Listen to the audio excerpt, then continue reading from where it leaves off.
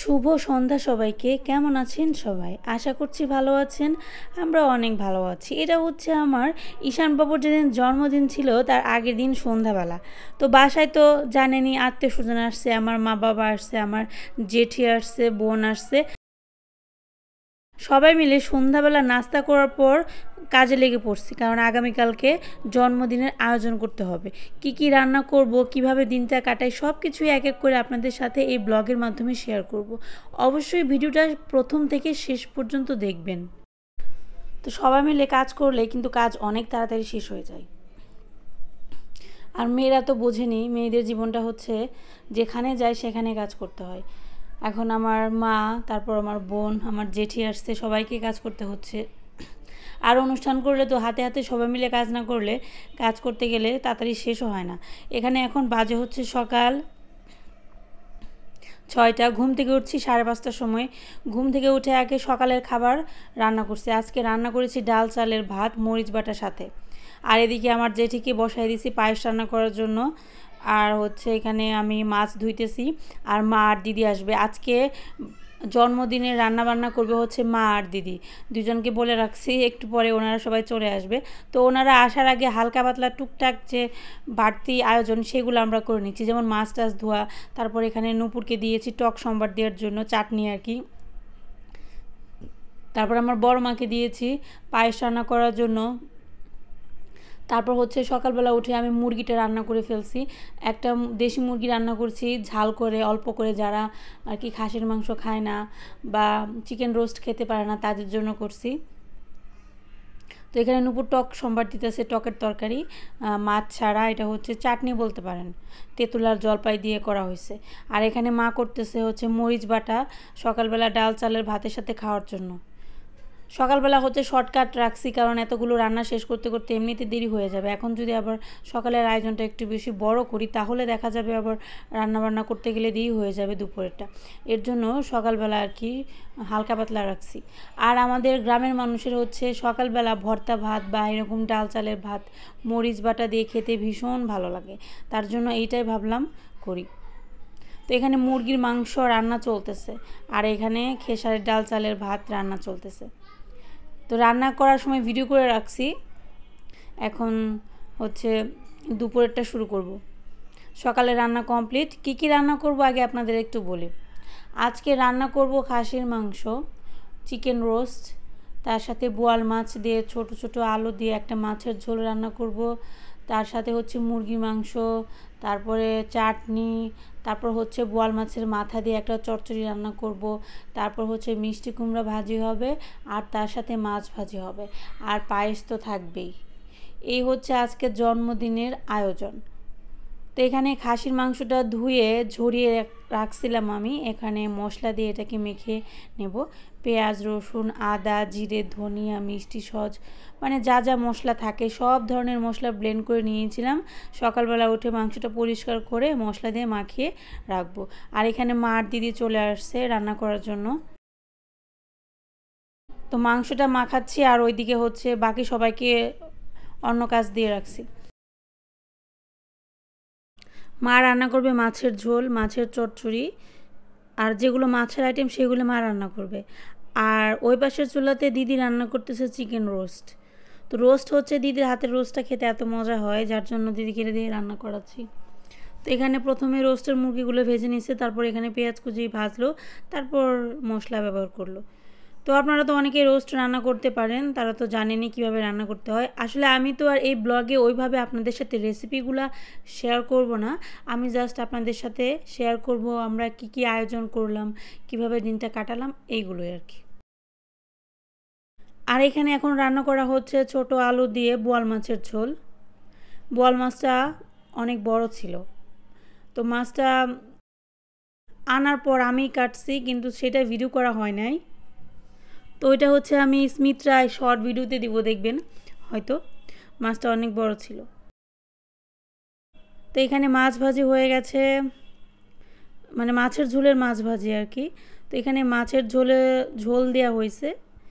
আমরা কিন্তু তরকারিতে জল দেওয়াটাকেই ঝোল বলে থাকি, যেটা হয়তো আপনারা অনেকেই বলেন যে ঝোল বলি কেন, জল বলতে বলেন। তো কথা তো একই হয়। গরম মশলা দিয়ে ছোট ছোট আলু দিয়ে পাতলা করে মাছের ঝোল খেতে কিন্তু ভীষণ ভালো লাগে। আর অনুষ্ঠানের রান্নাগুলো দেখবেন যেদিন রান্না করা হয় তার চেয়ে পরের দিন বেশি ভালো লাগে বাসি হলে। তো এখানে হচ্ছে রোস্ট রান্নাতে দুধ দেওয়া হলো ঝোলের জন্য। আর এই যে দেখেন লাল লাল বোয়াল মাছের ঝোল রেডি। মাছের ঝোলটা খেতে ভীষণ ভালো হয়েছিল, কারণ মাছটা খেতে এত ভালো ছিল। আর তার সাথে হচ্ছে যে রোস্ট রান্নাও প্রায় শেষ পর্যায়ে চলে আসছে। রোস্টটা খেতেও ভীষণ ভালো হয়েছিল। আর এদিকে মা আমার জেঠি আর আমার বোনকে দিয়েছিলাম চচ্চড়ি কাটার জন্য। এইমাত্র নিয়ে আসছে বাজার থেকে, বাবাকে পাঠাইছিলাম বাজারে।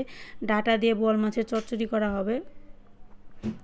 আর এখানে খাসির মাংস রান্না করার জন্য কড়াইতে পরিমাণ মতো তেল দিয়ে তার মধ্যে পেঁয়াজ দেওয়া হলো।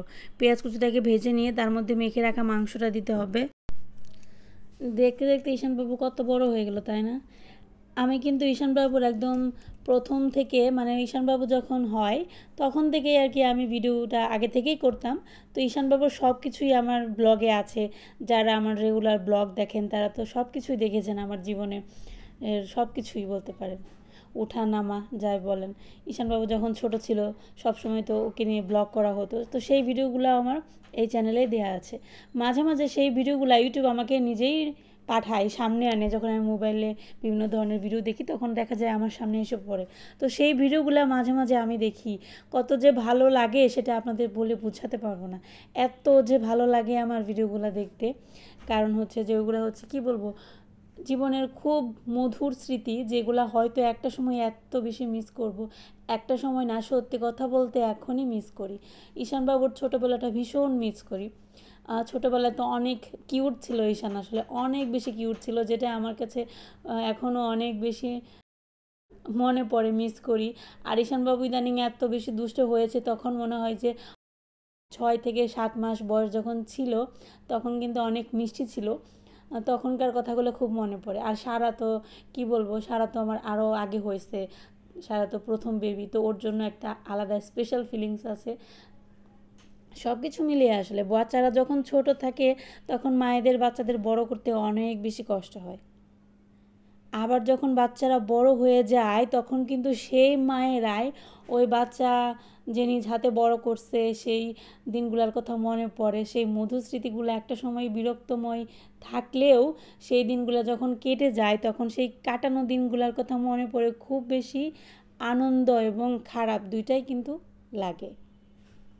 তো রান্নাবান্না শেষ করার পর অনেকটা সময় রেস্ট নিয়ে সবাই মিলে দুপুরের খাওয়া দাওয়া স্টার্ট করেছি। মাকে দিয়েছি ঈশানবাবুকে খাওয়ানোর দায়িত্ব, আর আমি এখানে খাবার পরিবেশন করে দিব। আর আমার যখন টিবি হয়েছিল প্রথম স্টেজে তখন কিন্তু মা অনেক দিন আমার বাসায় ছিল, প্রায় 2 মাস, 2 মাসের বেশি হবে। তখন দেখা যেত ঈশানকে খুব বেশি কেয়ারটা মাই করতো। তো ঈশান যখন মা বাসায় আসে তখন ওর আমার প্রয়োজন হয় না, তখন ও হচ্ছে ঘুমানোর জন্য মার কাছে যাবে, খাওয়ার জন্য মার কাছে যাবে, সব কিছুতেই মার কাছেই যায় এখনও। মানে ওই যে অনেকটা দিন মা যে কাটিয়ে গেছে তার জন্য ওর আর কি মার প্রতি বেশি হয়ে গেছে। এখন আমাকে না থাকলেও ও চলতে পারে, শুধুমাত্র ওর দিদি থাকলেই হয়। আর মাও ঈশানকে মানে খুব মিস করে যখন বাড়িতে যাই, কারণ অনেক দিন তো থাকছে না একসাথে। তো এখানে আমি খাসির মাংসটা সুন্দর করে বেড়ে নিলাম। আমি কিন্তু জন্মদিন উপলক্ষে কিছু জিনিসপত্র কেনাকাটা করছি, যেগুলো এখন দেখতেছেন যে সিরামিক্সের কাচের কিছু জিনিসপত্র আমি কিনছি। তো ওইগুলোর ব্লগ আমার করা আছে, ওইটা দিতে পারতেছি না। আগে ভাবলাম জন্মদিনের ব্লগটা আপনাদের সাথে শেয়ার করি, তো ওইগুলোও আপনাদের সাথে শেয়ার করব কী কী কেনাকাটা করছি। এখন হচ্ছে মা আর দিদি রান্নাবান্না করে বাসায় চলে গিয়েছিল। দিদি তো অফিস ছিল, ওইখান থেকে আসবে। আর মা হচ্ছে বাসায় গিয়ে রেস্ট নিয়ে আবার চলে আসছে। দুপুরবেলা আমরা সবাই মিলে একসাথে খাওয়া দাওয়া করবো। আর এখানে মা আসছে আর আমরা খাবার দাবার শুরু করে ফেলছি। তো আইটেমে কী কী ছিল সব কিছুই তো আপনাদের দেখিয়েছি। আমি যদি আমার কথা বলি, আমার সবগুলো আইটেমই খুবই ভালো লাগছে। এখন বাকি সবাইকে তো আর এক এক করে জিজ্ঞাসা করা হয়নি আর ভিডিও করা হয়নি। আমি শুধু আমার মন্তব্যটাই বলি। অনেক দিন পর মার হাতের রান্না খেলাম, মানে আমার শাশুড়ি মার হাতের রান্না খেলাম। অনেক দিন খাওয়া হয় না। তারপরে দিদির হাতের রান্না খেলাম। ওইভাবে খাওয়া হয় না, বাসায় মাঝে মাঝে যা হয় টুকটাক খাওয়া হয়, কিন্তু এভাবে খাওয়া হয় না। ঈশানের জন্মদিন উপলক্ষে আজকে পুরনো রান্নাবান্না খেলাম, ভালোই লাগলো, আমার কাছে ভীষণ ভালো লাগছে। তো এখানে সবাই মিলে খাওয়া দাওয়া করতেছি। তো এই ভিডিওটা এই পর্যন্তই, ভালো থাকবেন সবাই।